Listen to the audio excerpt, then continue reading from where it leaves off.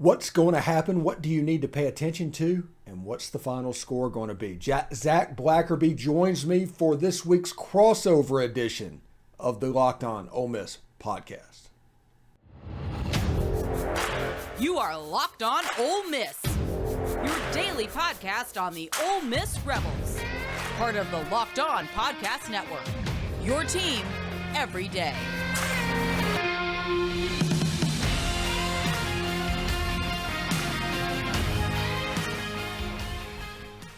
Time now for a little Locked On crossover action. I'm Zach Blackerby with Locked On Auburn, Stephen Willis with Locked On Ole Miss. Stephen, this one's interesting, right? I mean, a lot of Auburn fans are kind of hoping that that Ole Miss maybe puts Auburn out of their misery and in the Bryan Harsin era, which then it's interesting because rumors about Ole Miss's head coach. Really fascinating matchup, and the timing here is interesting.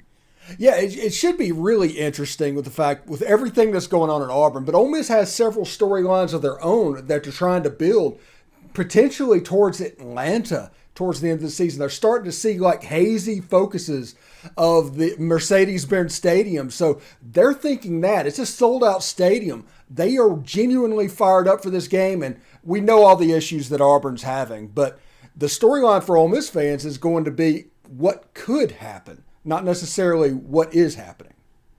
Yeah. And so, I mean, is there any concern there, Stephen, when, Ole Miss, looking ahead, you and I talked earlier this week, obviously when we weren't recording, about just the history between Auburn and Ole Miss. Even when Auburn has had lesser teams on paper, they found ways to consistently beat Ole Miss. I mean, is that a factor here?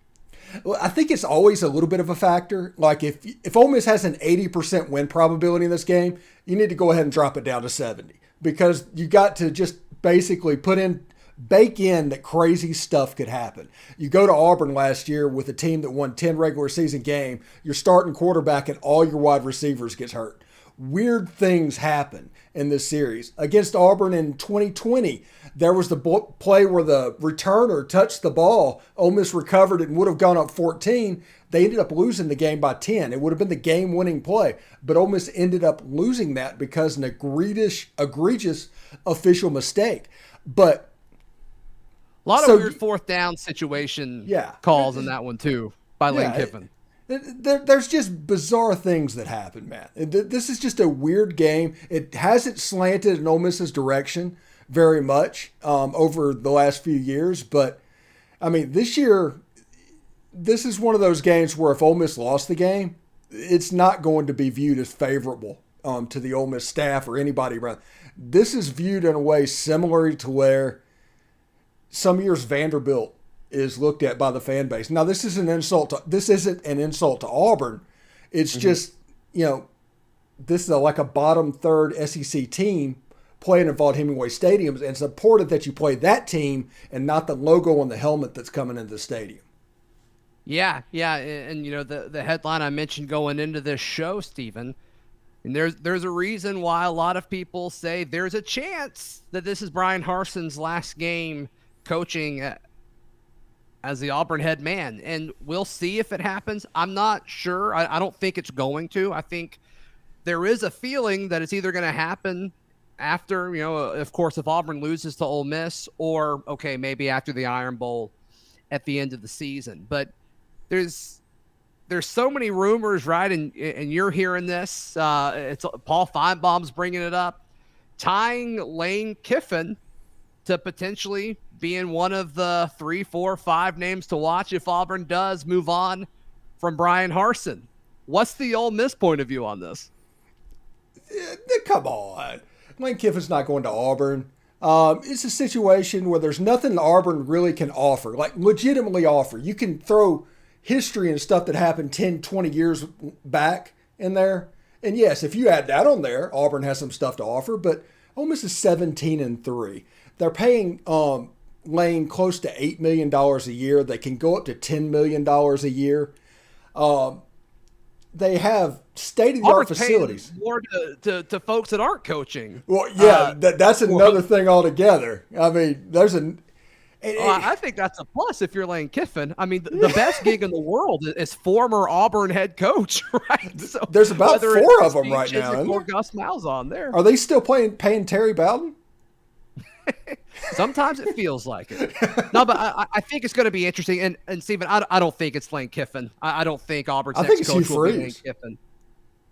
I think it's going to be Hugh Freeze. I think I think Hugh Freeze is on the short list, and we'll definitely see as more comes up after Brian Harsin's gone. I haven't spent a whole lot of time talking about that on the show, but it's going to be fun to see. And I just think the timing and the way it could line up.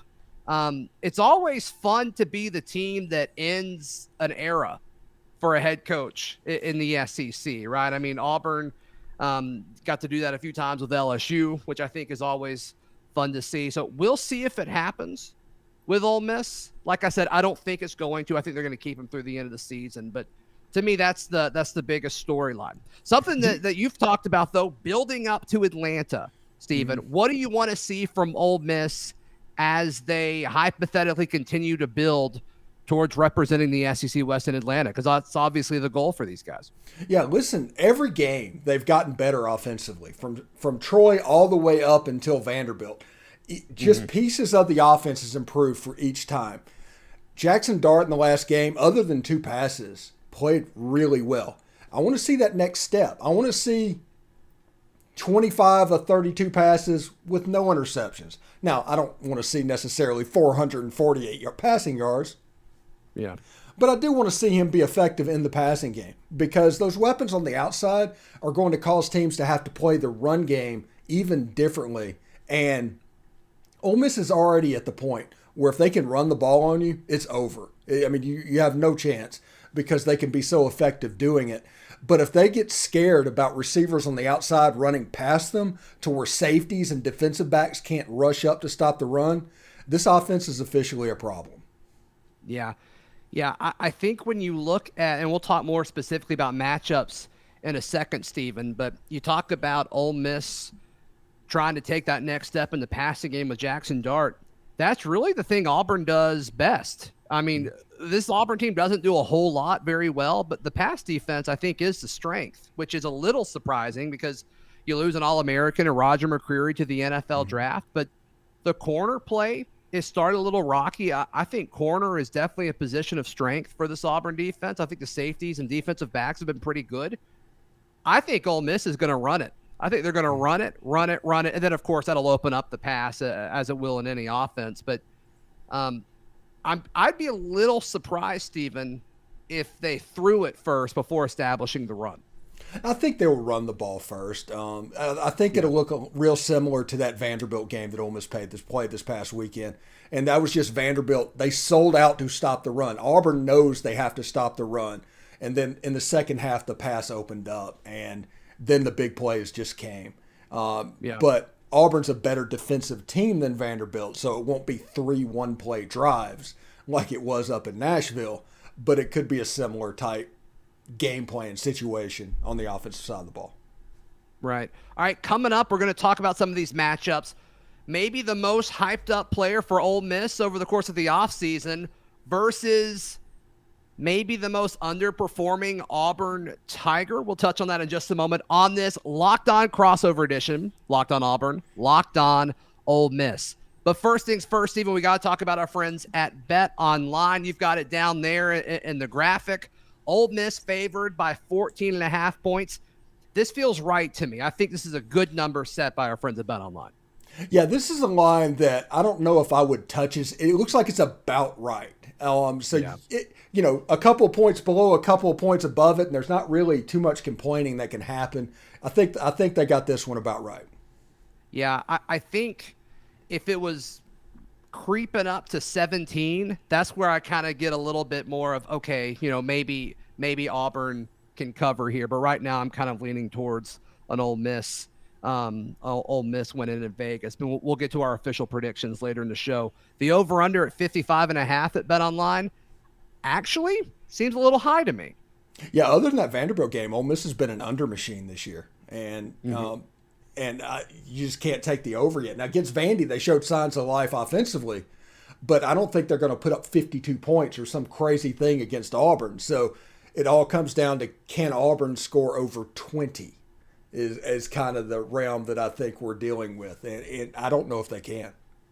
Well, they haven't. They haven't so far. So we'll see. We'll see. And stay tuned for our official predictions later in this crossover. But hey, if either of these lines are attractive to you, check them out. BetOnline, it's where the game starts. All right, I teed it up. I teed up your prediction, Steven. Give us the matchup that you are watching in this one. Yeah, the big thing that I'm looking at is Zach Evans against, I think it's Owen Papoe. Yeah, that is the lineup. If Auburn can stop the run, or at least slow it down, they haven't really stopped the run this year, but if they can slow it down, they have a chance to make this a slog of a game. And that's what Auburn needs offensively. They need this thing to be 20-17, 17-14. And the way that you start to do that is by clogging up the running lanes with Ole Miss. Like I said, if Ole Miss can run the ball, this thing could get ugly, and it could get ugly fairly early. So it's going to come down to that matchup, I think, even not necessarily him and Zach Evans, but maybe him and Quinshon Judkins, basically him in the running back position. Yeah. I think you could even zoom this out a little bit and say Ole Miss running game versus Auburn linebackers, right? Mm-hmm. Auburn's linebackers have been terrible, awful. They've been absolutely awful. I don't know how much value you put in Pro Football Focus grades, Steven, but if you do, Owen Papo has been awful. He was the worst defender. He scored like a 32 last week, if I recall correctly. Obviously not good. And this is a guy that surprised some folks coming back from last year to this year. Second year in a row, he's been voted as a team captain by his peers. So he's well respected in the locker room. He's an athletic freak. But for whatever reason, he's been consistently out of position. Auburn lost to Kobe McLean. He left and declared for the NFL draft. And we all kind of thought they were a tandem. And now in hindsight, it kind of looks like Jacoby was carrying that room. So they've been rotating guys in, some of it by necessity, some of it because they want to get Wesley Steiner more reps. But Cam Riley's the number 2 guy. Wesley Steiner's the number 3 linebacker. And they've all been okay at best, very inconsistent. And so Zach Evans, obviously his talent speaks for himself, the former TCU transfer. And then the thing that may hurt a little bit extra on Saturday, Quinshon Judkins, this is a guy that begged Auburn to take him. He wanted to come to Auburn so bad, but this coaching staff's like, no, we already got Damari Austin. Let's kind of see who else we've got, and maybe we can get another running back that's better than you. And spoiler that he didn't, and he has been absolutely incredible to watch. Yeah, the kid runs so angry. You just look at him, he's like, this guy's 18 years old, because it looks like a junior, like Cadillac Williams out there running around at tailback. And thank you guys. I need to send Brian Harsin a thank you note for that one. Yeah, you guys got him. You guys got Ladarius Tennyson. Mm-hmm. So JJ all Pegues. kinds of Auburn ties there. That's right, JJ Pegues. Gosh, that's a crazy story. The matchup I'm watching, and this may be a little obvious just because it's been really the weakness of this Auburn team as a whole when you kind of list out everything. The Auburn offensive line versus the Ole Miss defensive line. I saw you tweeting about it a little bit earlier this week, and you talked about it a little bit on your show, Locked on Ole Miss, earlier in the week. It's a mismatch issue just because they've been historically bad, Steven. And I don't think it's fully a talent thing. There's plays where they're just letting free guys go and pursue Robby Ashford or Tank Bigsby or Jarquez Hunter carrying the ball in the backfield. This is going to be a major problem for Auburn. I don't think Ole Miss's defensive front is great, but neither was Missouri's, and they couldn't do anything. And that was a few injuries ago, may I add. Yeah, Georgia, it was a weird situation because there was one play that popped up all over Twitter. And basically 4 Auburn offensive linemen slid over and blocked one person and turned 2 players free. And I don't know how that happened. There's one person that's getting blocked by 4 guys, and you look at it and you just wonder how that can happen. It's a schematic problem, honestly, I think. I mean, they're not doing their slide protections right. They're not doing like some of their combo blocking right and their pass protection. Ole Miss has a bunch of stuff that even on a pass play, they might pull 2 offensive linemen or do something crazy. I don't think Auburn can do something like that. I don't think it would even come close to coming off right now.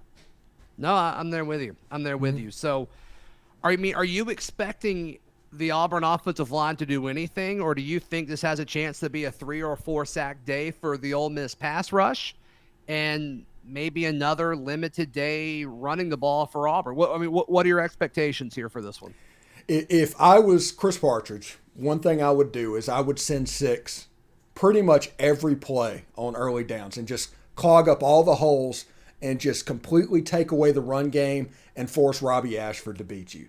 And the way that this offensive line is blocking, there's a good chance if you send 6, 2 of them are going to be free, which will turn into a wild scramble drill. Robby Ashford, yes, will make you pay a couple of times, but you're probably going to get home more times than you're not. And I figure that if you can get Auburn in 3rd and 6 to 10, not even extended yardage, 3rd and 6 to 10, if you do that, they're probably going to convert the first down 15 to 20% less than the average team. So if you do that, you're going to put yourself in a very advantageous position, because there's always the chance that, like Jaxson Dart on offense, while he's growing, he throws Auburn a couple balls. That could happen. You could give them short fields. So it's going to be important that you kind of take away and constrict Auburn's what they really want to do, and that's hand the ball off to allegedly Tank Bigsby or Jarquez Hunter. Sure. And make hay that way. If you can take that away and force Robby Ashford to be the guy that beats you, I think you're in pretty good shape. Yeah, I'm there with you.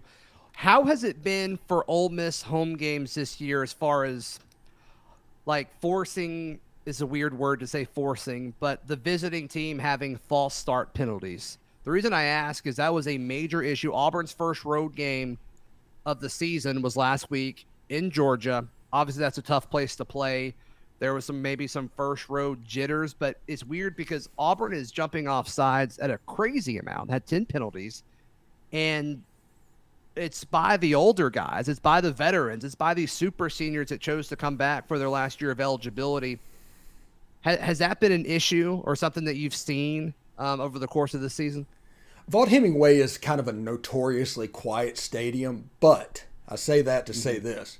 Against Kentucky, the play before Will Levis fumbled the ball and Ole Miss recovered and the guy danced with the belly, there was a false start. The crowd forced a false start on a play that they threw a fade, caught, and it was going to be the winning touchdown for Kentucky. That got called back. The penalty got set off. The next play with the sack caused fumble, and Ole Miss was able to seal that game. So it can get that, especially in certain areas of the field, especially inside the 10, 15-yard lines. They're going to be very difficult. If you're at midfield, you're probably not going to have that much problem, because for whatever reason, when the stadium was built, this goes for Davis Wade Stadium in Starkville, but they have those dang bells to help them out. They're built in... Which is stupid, by the way. Yeah, can we all agree that that's stupid? Oh, it is terrible. At Ole Miss, we confiscate them before the game and melt them down. I love that. Yeah. But there's a noise problem with the way those were built. At Auburn, you guys are built similarly the way Williams-Brice was built, those type stadiums. And they are much better at holding in the noise for whatever reason. The noise just kind of escapes at Davis Wade and Vaught-Hemingway. But whenever that place gets rowdy and whenever it gets loud, it can be a thing. But you're not going into Tiger Stadium or anything like that if you're asking. Yeah, sure, sure. All right, let's make our official picks in just a moment on this crossover edition, Locked on Ole Miss, Locked on Auburn. I think it's time. We talked about it with our BetOnline read. We both agree that 14.5 is a good line, so I think there's a pretty good feel of where we're both going with this. But, Steven, you and I talked about this on the radio briefly yesterday. I think it's going to be close for 2.5 quarters. I think it's going to be a one-score game for the majority of the game. And then I think there's a real chance the dam breaks. We saw it last week with Auburn when Stetson Bennett busted a 64-yard run. And Ole Miss has a bunch of different folks. We mentioned the 2 running backs. We mentioned Jaxson Dart. I think there's a bunch of different big play potential guys on this offense. I think something like that happens again and then I think it's going to be off to the races for Ole Miss. Yeah, one thing to pay attention to if anybody's watching this, Michael Trigg is out and will be out for probably the next 4 or 5 weeks to the end of the season, out for the year. Tight end, right? The tight end. Okay. He hasn't been very effective. He's been a little bit of a goal line weapon, but this is how it could affect Auburn this weekend. There's a chance Ole Miss is going to start running some 20 personnel packages. And by 20 personnel, I mean 2 running backs, no tight ends. So Quinshon Judkins and Zach Evans on the field at the same time. And you're going to see them used in the pass game some. You're going to see them used in different ways. I think this is the logical next step. Casey Kelly is the next man up at tight end. But I think that is something that could happen. And it could make them pretty scary offensively with those guys with their hands on the ball. But with them, one person going out on a pass route, the other person taking the play action on RPO. So it's a pick your poison type situation.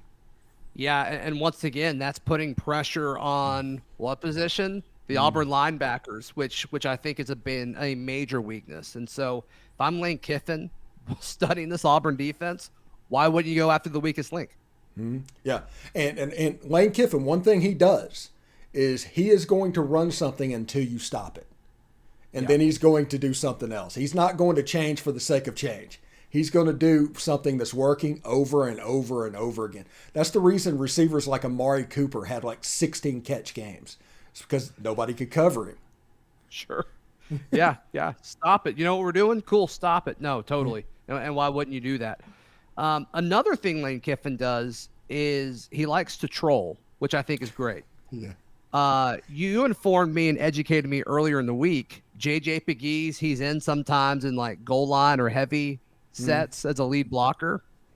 Any chance they give him the ball in a short situation to potentially score against his former team? Possibly, but what I would look for if they get in goal line is a play action pass to Quinshon Judkins where they run him out for a pass route in the corner of the end zone. Oh, okay. I got you. That's probably more likely. Yeah. We saw him do that and be on the receiving end from Bo Nix a little bit earlier in his career. So we'll see. What else are you specifically watching? I know we both think Ole Miss is going to win by multiple scores, but is there anything in your mind that could happen where Auburn could pull off this upset? To me, it's if Tank Bigsby and Jarquez Hunter can get the running game going, and that's more on the offensive line than it is the running backs. But we'll see if they're able to do that. That, to me, is really the only way Auburn can pull off this upset. Yeah, the thing that everybody needs to look at is Auburn is consistently getting 3rd and 2, 3rd and 3. Very manageable things where the run game doesn't have to get taken off the table. Now, Ole Miss runs a 3-2-6. It's a version of the John Haycock defense from Iowa State. That defense's weakness is what I like to call murder ball. And if Auburn fans would be familiar with that, because that's what Nick Saban ran with Mark Ingram and Trent Richardson and those guys. Just straight murder ball. They will hand it over and over and over again and just bust you into submission. Well, there's only 3 defensive linemen and 2 linebackers in this defense. The rest are DBs. So whenever Ole Miss lost to Auburn last year playing this defense, it was when Mike Bobo was turning around, handing the ball to Tank Bigsby, getting them in manageable 3rd down positions, and they were able to build a little bit of a lead until they could adjust to it. Now, this team has a little bit more talent than they had last year defensively. They went out to the crazy in the transfer portal, and teams have consistently tried to play murder ball against Ole Miss, and they haven't been able to do it yet. Jarquez Hunter, Tank Bigsby, them and the Arkansas running backs are probably the 2 teams left on the schedule that can actually do that. So we will see what this defense can do against Auburn's running game and that murder ball. Because I think Brian Harsin's going to hand the ball off. You're going to see Tank Bigsby get the ball 20 times. You're going to see Jarquez Hunter get the ball 20 times. And they're going to try and throw the ball with Robby Ashford as little as possible. I think that's the game plan for Auburn. But that is also, if it works, Auburn's best chance to win this game. Yeah, we'll see if it happens. Stephen, for Auburn folks tuning in, whether they're listening or watching, what's the best way for them to kind of peek behind enemy lines this week? Oh, yeah, we're doing shows all week. Even some perspectives coming in from Chris Gordy. He's going to preview the game Saturday morning. We have this crossover. It's going to be up. I've talked about it all week. It's on the Locked On Ole Miss YouTube channel. Tune in for that. You can follow me at the Stephen Willis on Twitter. I tweet about all kinds of useless information. And of course, it's available wherever you get your podcasts. So, tune in. And then, of course, the Ole Miss folks, if you want to peek behind enemy lines, it's sad over here, but always interesting over at Locked On Auburn. For Stephen Willis and Zach Blackerby, this has been a Locked On crossover edition for Locked On Ole Miss and Locked On Auburn.